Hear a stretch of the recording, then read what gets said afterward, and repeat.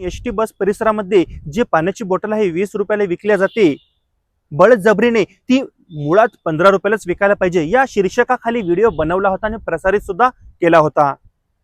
त्यामार्फत सर्वसामान्य व्यक्तींमार्फत अतिशय सकारात्मक मला प्रतिसाद मिळाला।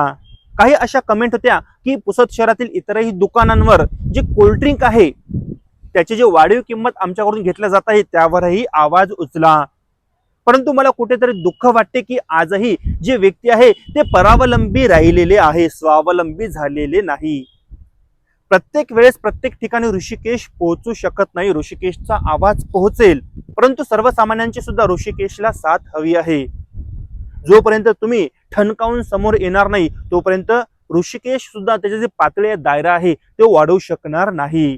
त्यामुळे आजच्या व्हिडिओच्या माध्यमातून सर्व जेही ग्राहक आहे, जेही व्यक्ती आहे जे आपला व्हिडिओ बघत आहे सर्वांना विनंती आहे, तुमच्याकडून कोणीही अनावश्यकरित्या जास्त जे पैसे घेत असेल तर ग्राहक मंच आहे त्यावर तुम्ही रीतसर तक्रार नोंदवा, ऑनलाईन तक्रार नोंदवा।